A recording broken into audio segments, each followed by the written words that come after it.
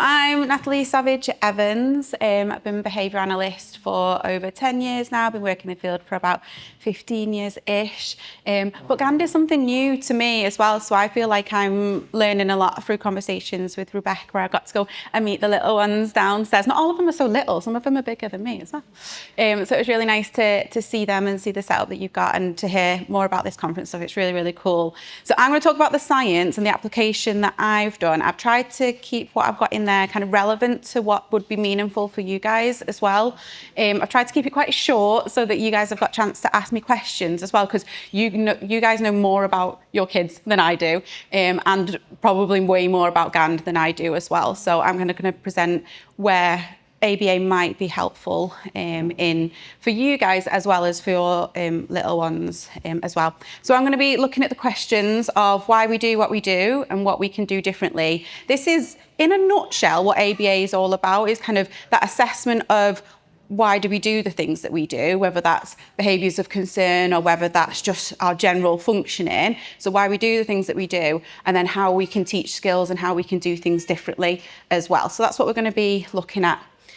So my company's Rainbow Behaviour Therapy this is our kind of mission statement, is looking to support each client to access learning and increase their quality of life and build their independence. So we're trying to do ourselves out of a job. We're always trying to make people's lives better, so that we're not needed anymore. So we're aiming to utilise our skills and passion for working with individuals to encourage and help them discover their own motivations and achieve their highest potential.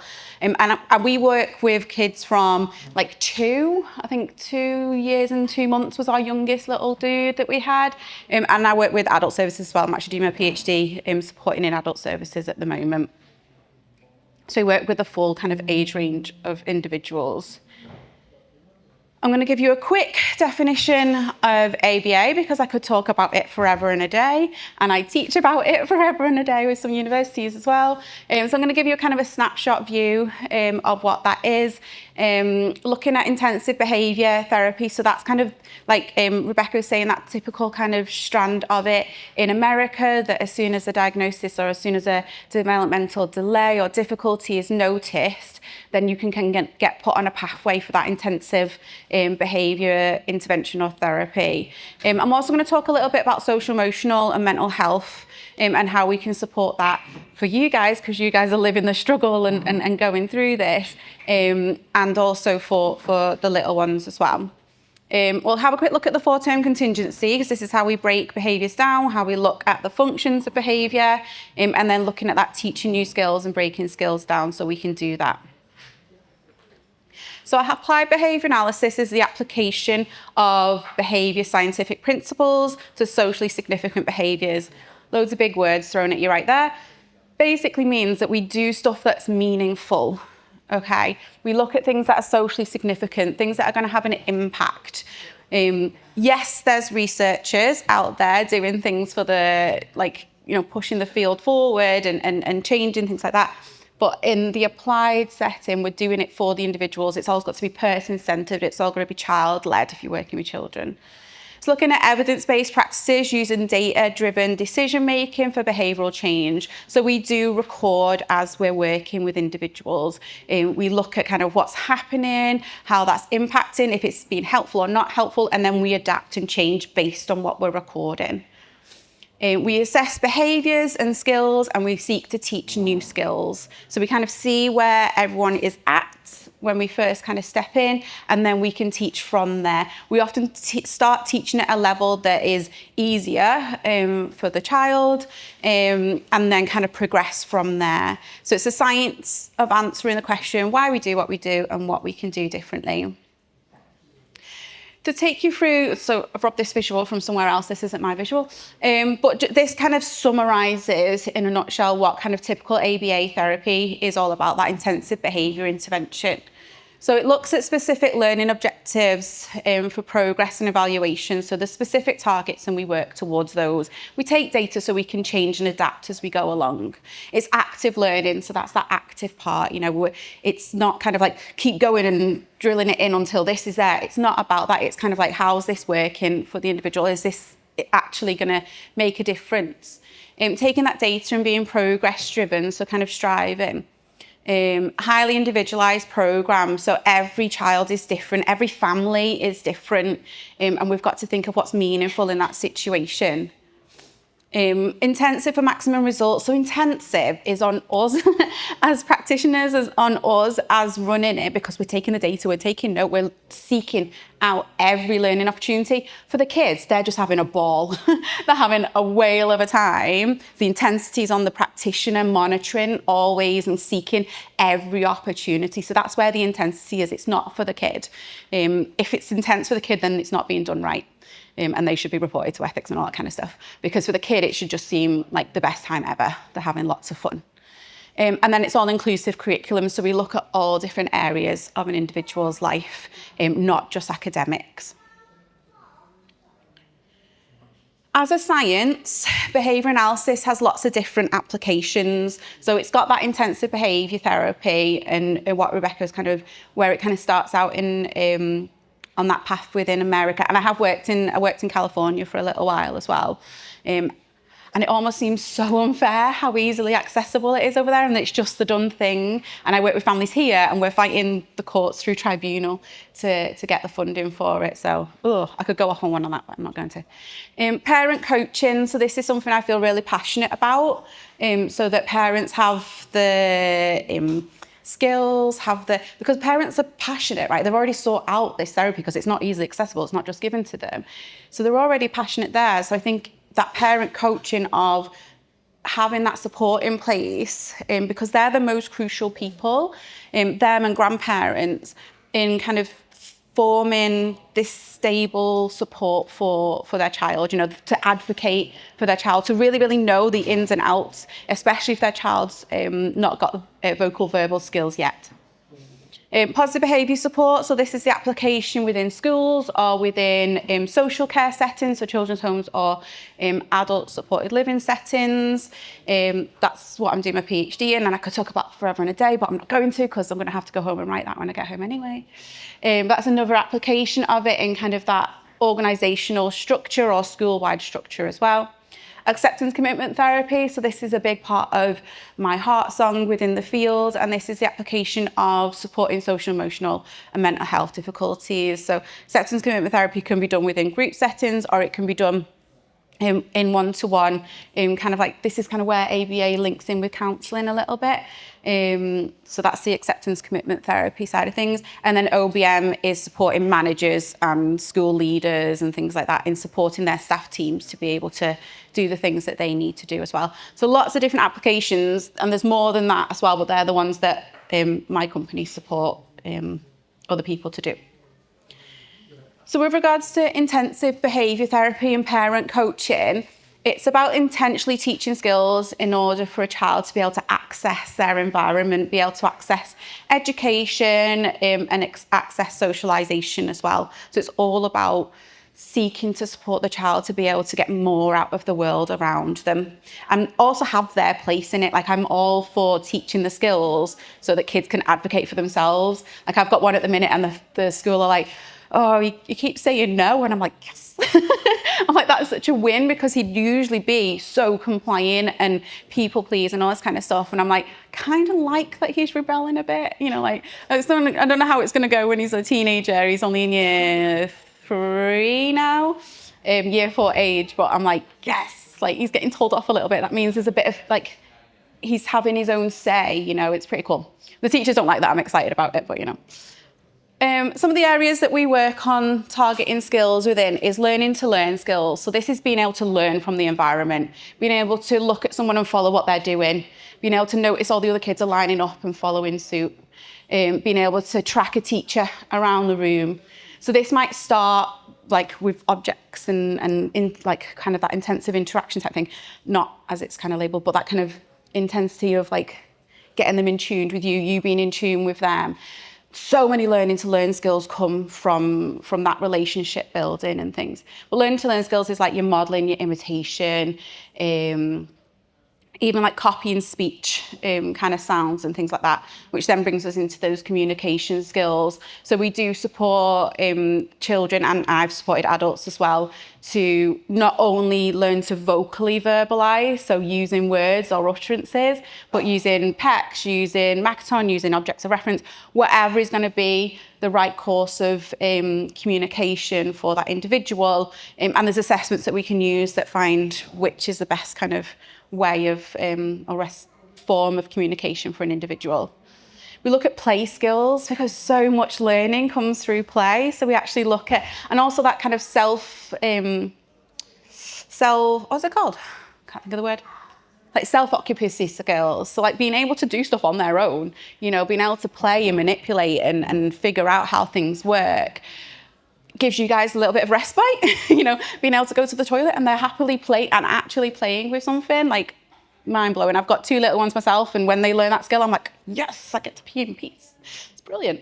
So we look at those play skills, and then we look at how they then bring that into the social skills as well. So kind of building up their socialization skills, how they communicate with other kids. I remember like early in my career, we used to be like teach it quite like, and then we teach this, and then they say hello, and then they ask their name. Kids don't do that. I don't know if you've seen kids like out and about. My kids just like, 2 kids just walk up to each other, stare at each other, and then decide if they're going to follow each other or walk away. And I'm like, I've been teaching all these like social skills.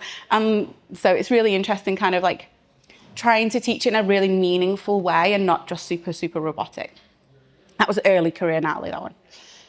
And then self-management skills. So you can see in the pictures here, kind of like brushing their teeth, being able to wash themselves, being able to ask for help. That's a huge one. As well as being able to wait and some of those other kind of emotional regulation skills as well. You can see in the pictures here, this is kind of like early communication skills of getting them to even like attend to your mouth and giving kind of those prompts to learn those vocal skills. And then you've got a little bit of social skills going on here, and then some self-help and self-management skills here as well. So when we're supporting social, emotional, mental health needs, there's a lot of kind of observing the context and the function. So how are these kind of behaviours supporting that individual? You know, like what is going on for them, not just kind of within the environment, but for within them as well. We work a lot alongside speech and language therapists, occupational therapists, and find out kind of what's happening for an individual, what's leading them to feel this overwhelm, this worry, this concern. And it might even be that, but they don't have the language for that, you know. So then it's also looking at the people around a child as well. And this is where kind of supporting parents with this is so crucial. Being able to be the calm in the storm for your child when your storm is storming away. Like, it's really tricky to do. So it takes some work to work on these things for sure. So have a look at what's happening in the environment around them, what's happening internally, what they might be trying to communicate, the skills that we can model and support, so how we can teach different skills within this. That importance of our own regulation, so kind of being able to self-regulate, to then be able to co-regulate for the child to then learn how to regulate themselves. So it's so important that we kind of do this for ourselves first. And then, like I said, that importance of that co-regulation, so be able to teach and, be able to model and teach those self-regulation skills as well. So there's lots of different examples of what we can do to support with those kind of regulation skills. And some that my kids throw at me now, she's like, I think you need to count, Mummy. I'm like, okay. Okay, so having a little look at how we assess skills from a behaviour analytic point of view. We break skills down into 4 term contingencies. So it's like 3, but then one of them split in 2 again. So we have a look at the motivation, and this can be kind of what the build-up has been. It's also kind of called setting events.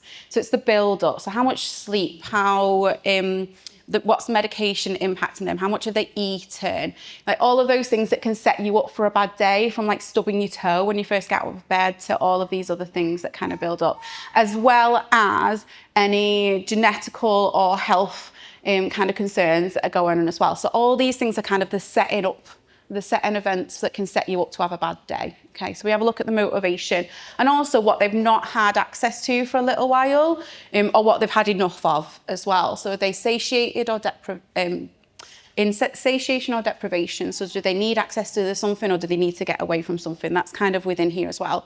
You've heard of kind of like the window of tolerance. This is kind of talking a little bit about that, of kind of like how much can we take on board and how much do we kind of need to escape from.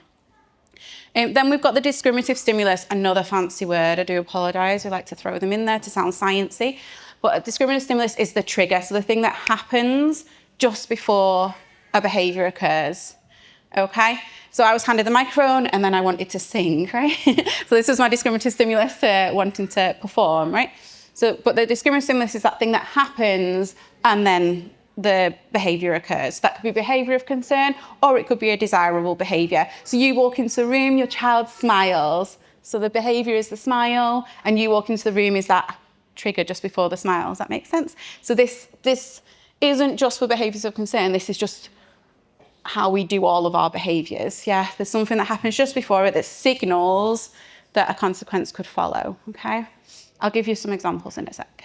So the behaviour is the doing, right? Is the what you can see, what you can hear, and for ourselves, we can monitor our internal behaviours as well. So we don't ignore kind of what's going on inside our thoughts and feelings. Behaviour is everything that we do. So anything a dead man can't do, which is quite a bleak way of phrasing it, but that's what the textbook likes to use. But it's anything that we do. It can be affected by the environment, so the motivation, the SD, the triggers. So affected by the environment and it has an effect on the environment. So behaviour doesn't happen in a vacuum. We're kind of always in this kind of continuum of behaving and interacting and things like that. So as I'm talking, I'm looking around and I can see if people are nodding or smiling or, and that's keeping me going. I mean, even if you weren't, I'd probably still keep going because I've got a microphone in my hand, But that's to do with my learning history and the consequences I've had. Okay. So behaviours can be observed, they can be seen, they can be heard, and they can be measured. Even if they're internal ones for us, we can self-monitor them, okay? But what we're doing when we're supporting other people is that we're observing, we're measuring and we're monitoring kind of what's going on, seeing if it's working or not working. And this is where consequences come in, because this is, if we know it's working or not working, is based on the consequences that we receive. Consequences, and I've not gone like super technical on this. If everyone's super nerdy and wants to know more of the in-depth of this, I can definitely go there. Basically, things get better or things get worse after we've done a behaviour. Okay, so if all of you were just like, oh God, or booing or whatever, I'd probably leave and my behaviour would be punished a little bit. But not you. So this would be punished, but you're smiling and kind of nodding along. So that kind of reinforcement's happening. And that happens whenever we're doing anything. We get some feedback, okay? If it's working for us, it's getting reinforced. If it's not working for us, it's being punished. The science way of saying punishment, the science definition of punishment is different to the everyday punishment. And we have to be careful with this because sometimes what we might intend to put out as a punishment, we're telling off, well, I try not to, but we're human. But if we're telling off or trying to like set something straight, or a teacher might tell a class off, that might actually reinforce some behaviours that we don't want to see. So we've got to be kind of careful. As practitioners, ethically, we're not allowed to put punishment programmes in place. We have to kind of teach alternative behaviours instead. And I'll get to that in just a sec. So this is what I'm saying, kind of that ABA definition of punishing is different to the common definition. If something gets worse and they're less likely to do that behaviour again in the future, then it is being punished. Even it's a naturally occurring contingency. If we're putting it in place, then that's not okay. So, but sometimes what's meant as punishment might actually be reinforcing the behaviour. So the example here is that the child's not getting much attention, so they're motivated to get a bit more. The teacher's attention is elsewhere, so they're talking to another pupil. The child makes a silly noise, so that's the behaviour, and then the teacher shouts at the child. Because of their motivation, that attention, even though they've been told off, is likely to have reinforced that behaviour. So next time, they're not having any attention, and they need some, then they're probably going to make some silly noises because they know that that works for them to get noticed, yeah? So this is just one example. This happens a lot. And this is where we track and monitor the behaviours, because if they're continuing doing that behaviour, something is reinforcing it. It might not be super obvious, and that's where we have to do the assessment. Okay, but it is being reinforced. If it doesn't decrease or go away, then it's being reinforced somehow. And we've got to remember that our behaviour gets reinforced as well. So I'm sorry for the Americanized language in here, but this is just kind of showing how this works for us as well. So a baby won't stop crying, the parent gives them a pacifier, gives them a dummy, and then the baby stops crying. So for the baby, they've received something, things have got better for them, they've got soothed. For the parent, that crying's gone away and things have got better for them as well. So we don't live in a vacuum, and neither do our children. So we're kind of having this constant interaction all the time. So it's like thinking about how it's working for your child and how it's working for you as well. What's reinforcing for one person may not be reinforcing for another one. You know, I don't know if you guys have got like the amount of squishies and all kinds of slimy things that my kids have around the house. I'm like, so gross, and it's covered in hair, you know. But for them, it's like the most prized possession in the world, right? And I daren't kind of touch it or interfere with it.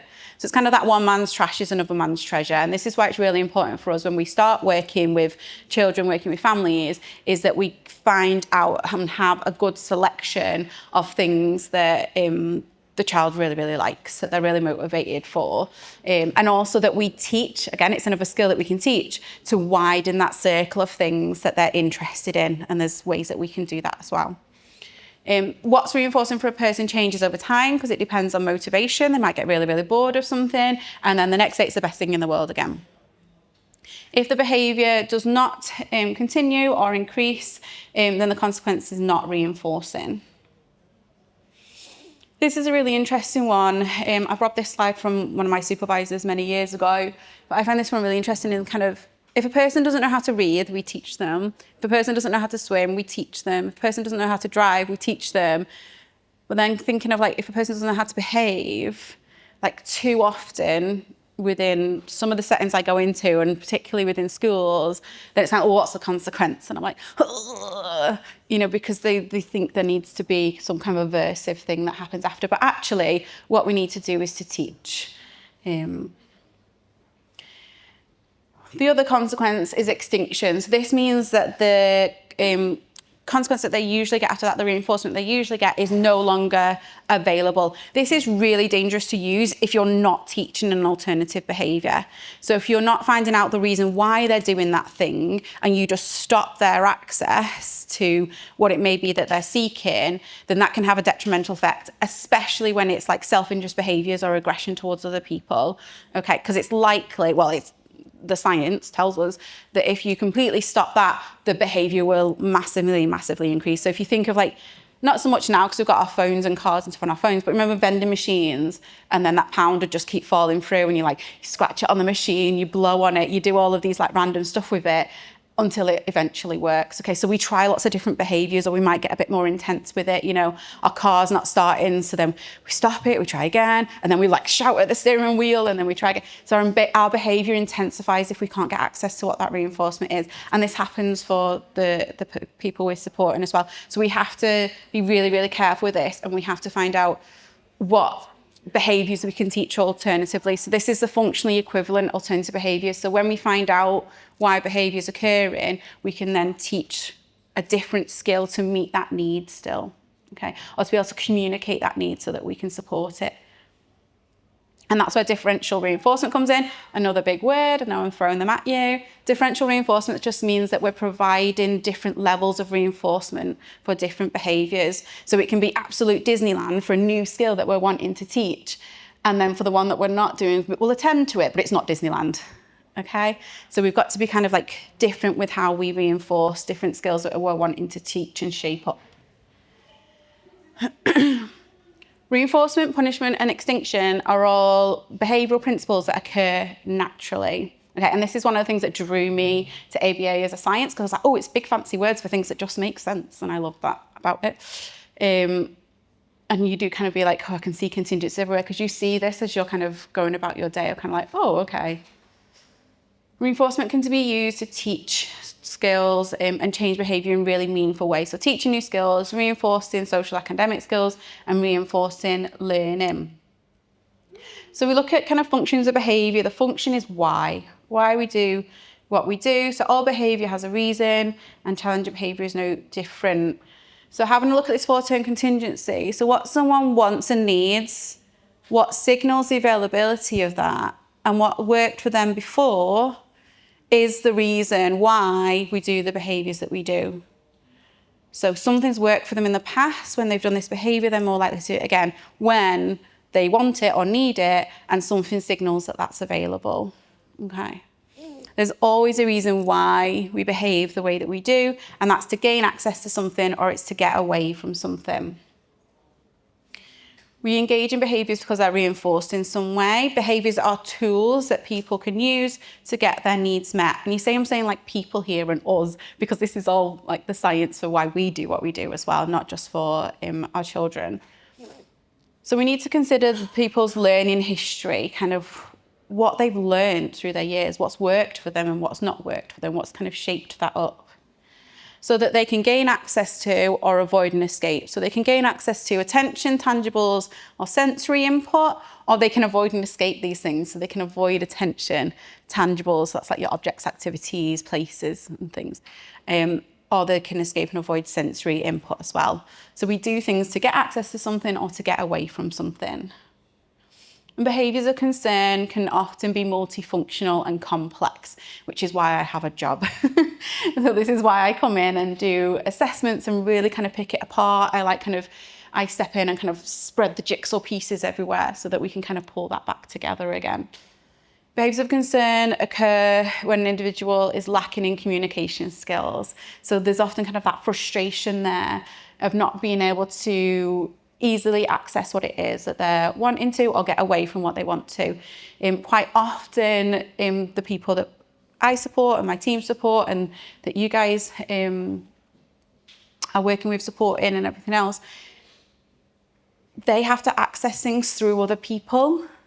And that's where a lot of the frustration comes as well. So that's where that kind of self-management and self-advocacy skills are really, really important, and where we kind of look at the individuals, teaching them to their highest potential so that they can access as many things as possible independently. Like we're always kind of striving for that independence. So having a look at that functional assessment or functionality, so that's the assessment bit. That's me coming in and kind of throwing the jigsaw pieces everywhere to be able to pull it back together again, and work kind of collaboratively with families and support settings and schools and things like that. So gathering that information, observing across the context to identify why it's happening. So why it's important is that we understand why the behaviour is occurring, so that we know what would be an appropriate replacement behaviour for that, and so that we can develop behaviour support plans and support the team around a child as well. The behaviour support plans we use is based out of, I used to be a pro skip instructor, don't massively none of my team are now physically intervention trained or anything, but I do like this as kind of a step-by-step strategy on how to support when things get intense. So that proactive strategy is where we spend most of our time. That's in the teaching skills, in the supporting when everything's lovely and sunshines and rainbows, and then having some strategies in place when things start to wobble a little bit and we're like, oh, we're not going to have a good day today, and you can kind of put some supportive things in place there. The reactive is then keeping everybody safe, making sure that the individual is safe, making sure that we're safe. And then that post-incident is making sure that you're doing the check-in, you're doing the recovery and the repair afterwards as well. Teaching new skills. I have no idea on time. I do apologise if I'm rattling on, but we're getting there. So intensive behaviour therapy is different to kind of typical teaching styles in that intensivity, but that's on, like I said, that's on the practitioner. That's not on the child. What we do is kind of break skills down into really small, successive, achievable steps. We give lots of prompts to encourage correct responses, which is why the child looks like they're having a ball, because we're making it so that they can be challenged just enough so that they're getting success all of the time as well. Lots of repetition in practice. I just turn into a circus clown when I'm working with these kids and I'm like dancing about everywhere. If it's appropriate for the kids, because I've had some that are just like doesn't work for them, and I have to be a bit calmer in my approach. But lots of repetition practice, high levels of reinforcement for the small successive steps towards progress. I love it when I get a text off one of my teams being like, they said 3 words, and we're like, oh my gosh. And it's like the best thing in the world. So we kind of celebrate those small steps.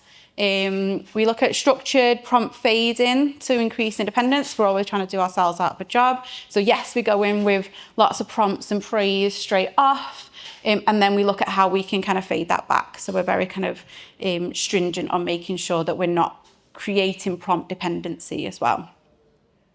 And then we sometimes teach out of context to be able to generalize it into context. So it might be that we kind of like do things away from the class and then bring it into it. Or we do things kind of within a less distracting environment to then take it to a playground or something like that, yeah? So we sometimes teach out of context to be able to have the child meet success within that without the additional distractions or things that cause them discomfort, to then be able to be confident in that skill to take it into those natural environments again. That's what we're always kind of striving towards. And you can see here, there's like different ways that we can do this. There's a bit of a token board going on here, which are really helpful sometimes. I like them when they become really flexible and you can kind of dip them in and out. And then we can use kind of visuals. That's like a task analysis here. So a breakdown of how to do a skill, and then you get to tick it off as you go through. I don't know about you, but I live off to-do lists. Like I've got post-it notes of to-do lists everywhere. So that's one of my favorite skills to get in for the kids that we support, because it's such an independent skill, but helps them to, it's all executive functioning skills, so helps them. And the way we do it is kind of like we do it first, and then they get to write some of it, and they always get to tick it off. And then it gets to the point where it's kind of like, well, you write down the steps that you need to follow. And then that's such a massive skill for the rest of their lives. So it's one of my favorites to teach. So we break skills down. So sometimes we need instructions. We need to watch a demonstration. We need someone to guide us through each step. And we have to try things a few times through to be able to learn them. And that applies for the learners that we support as well. So that's why I put some like us type examples up here of like how to make a bike up from instructions and how to learn to drive. You know, like sometimes we have to watch someone else do it. We have to ask for help or instructions. You know, we have to be shown it. And that's how we do it for the kids that we support as well. So lots of different ways of providing those prompts. Children with additional needs may access their environment and socialisation very differently to other children, and often can struggle to learn from the environment anyway, and have often missed some developmental milestones from when they're really little, okay? So they might have missed some of those key skill developments, and so they need the skills broken down.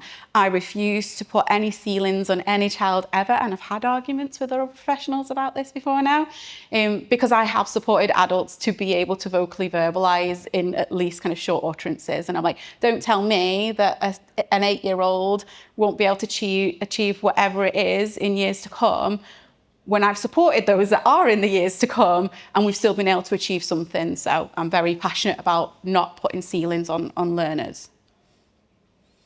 So the task analysis is what's involved in a task, how we break that down into manageable chunks. Chaining, I'm throwing big words, like, well, they're not even big words, but, you know, technically sounding words. So task analysis is the breaking it down. The chaining is how we then link it back up together and how we teach so that things kind of happen in a more natural progression. So linking those chunks together to gain the skill. So either present it in a full chain and being like, give it a go and see, and I'll jump in and help you where you need it. Or teaching them kind of the first steps in it and then you completing the rest, or you completing most of it and then finishing the last bits in the chain as well. So different ways that we can teach kind of strings of skills. And then shaping is how we prompt and reinforce. So how we can reinforce those increasing approximations to whatever the target behaviour may be. So that's how we shape up skills. Here's a little example of shaping up a skill, and this was for one of the little ones that I worked with. He was 4 years old. People weren't in, like, he wasn't interested in people whatsoever. He would like make up a little cushion tower to climb over a gate rather than asking someone to open it for him and stuff like that in his nursery. And I was like, good problem solving skills. There's a spike on his profile here that, you know, when you speak to other professionals, it's like, there's a spike on his profile. It's like, but people are not important to him. We went in trying to teach vocal verbal skills. We got so far and then he hit a barrier with it. So then we brought in some Makaton symbols. This is bubble. So this is one of the first ones we taught him. We got so far with it and then he dropped the Makaton and just started using the vocal verbals. We got so far with that again and then he stopped. So we brought in pictures and we did a bit of like picture exchange. He then started using the words and so we used like the alternative communication support just to keep boosting him along. And then he dropped them because they weren't important to him anymore. He had a lot of self-advocacy skills. He was a brilliant little dude. But this was one of the examples that we did use with him of teaching a COIC. So this is teaching to kind of copy speech. So we model the word, prompt if needed, reinforce the word approximation, model the word again. So for example, I'd say ball, prompt and repeat the word, point to my own lips. And if the child says, "Buh," I'm like, yeah, Disneyland, it'd be the best thing ever. And then it's like, yeah, well done, you said ball. And I'd model the word really, really clearly and give them the ball if it was that what they were asking for. And then next time, I'd expect a closer approximation, or not next time, but when we're kind of working on this skill, once he's got like absolutely down, he then might come out with, "But oh," and I'm like, yeah, dude. Or when he comes out with, "But oh," like even more. So we differentially reinforce that. That's amazing. And then I'll probably reduce the "but." I'm like, hang on, I know you can do "but oh," so I'm not going to accept "but" anymore. I'm up in the game now. So then the "but oh" would be Disneyland. And then we shape it up again to be that full word. So ball. Like, yeah. And it'd be the best thing ever. So that's kind of like how we kind of shape up language. But he gets Disneyland for the "but" when we haven't even heard the "but" after I've said something, and then we shape it up from there. When we're supporting little ones or adults even to make requests, it's a bonus because they're actually motivated for the things that they're asking for, which is brilliant. And we can teach skills in kind of labeling and things like that as well. We just kind of look at how we reinforce that slightly differently. Different ways of prompting. So we could do physical prompt. This could be hand over hand. It could be a slight touch, so we've got partial and full prompts. Gestural prompts might be kind of like pointing or nod towards, which are quite hard to fade, so we have to be careful with those ones. Model prompts is showing them and then asking them to copy. Positional prompts might be kind of moving things slightly closer to them or kind of where you put them about in the room. Similarly, so written prompts might be your to-do lists and pictures and things like that. And then verbal prompts is giving kind of a bit of the instruction again. Like I said, this could be full or partial, depending on the levels of prompts needed. And then looking at fading prompts to teach towards that independence. And then we reinforce. So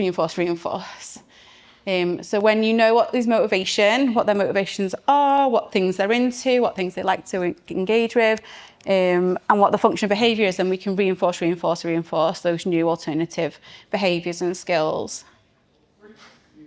So to answer the question, why we do what we do, it's what someone wants and needs, so their motivation, what signals that availability, and what's worked for them in the past is the reason that we do particular behaviours. Okay, so we want to gain access to something or we want to escape and avoid something. So what we can do is we can teach and support alternative behaviours. So we can break skills down, we can chain them up, we can shape them, we can provide prompts, and we can reinforce. That's me in a whirlwind. Questions? Yeah. Thank you. Yeah? Yes, we struggle massively with impulsivity, meltdowns, frustrations, and those things now. Where we are, they don't, CBT and ABA. Okay, first question is what's the difference? And the second question is how do we find a good ABA therapist? Because we know if it's used wrongly, it's very dangerous. It can rewire the brain totally different. So how do you find a good ABA therapist and what's the difference? Yeah, it's interesting that you said that ABA can rewire the brain because that's actually part of CBT's books is like rewiring the thinking. And our social workers and pediatricians, you do not recommend ABA, but they do recommend CBT. So, but I've heard better reports from ABA than CBT. Yeah, and even with CBT, so CBT is evolving it's ever evolving. ACT is the third wave therapy that's come out of CBT and behaviour analysis. So acceptance commitment therapy is a route to go back and ask them about, to be honest. If CBT is the alternative that they're offering. Again, I don't know a load about your child or kind of what you're kind of struggling with. I've got big bugbears with CBT because it's a lot of kind of delete the thought and all this kind of stuff, and it doesn't work. Like if I say to you now, like, don't think of a yellow Jeep. Whatever you do, don't think of a yellow Jeep. Don't think about how yellow it is. The image is just getting stronger and stronger and stronger. So there is some really good CBT therapists out there, but a lot of those that I worked alongside have retrained in ACT, in acceptance commitment therapy. Behaviour analysis, I would say, targets things in a completely different way, in a very active learning, taking, like monitoring, adapting constantly, and looking at shaping up new skills, you know. So it might be worth having a longer conversation of kind of what it is that your needs are, because CBT and ABA hit different things, and have very different approaches.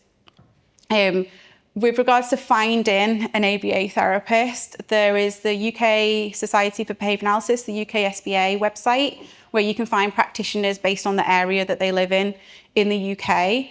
You can also, there's a lot of like Facebook groups for parents and tutors in and around the UK trying to match up. So I don't know if you're on social medias, but that's quite often a place of kind of like searching out, and you can ask a lot of questions within them as well. There's quite a lot of parents that kind of talk from their experience of it as well. If you ever do come across or you ever see if someone does come to help you and they're doing ABA and it doesn't sit right with you, then you can get in touch with the UK SBA, because we have a massive ethical board. That's who I'm registered with in the UK. I'm also registered internationally as well. But we're held to account, so we shouldn't be doing anything that is detrimental to anybody involved, whether that's the child or the parent or stakeholder or anything like that. So if there is any bad practice out there, please report it, because they shouldn't be practicing, because they add to the bad rep, right? And we don't want that.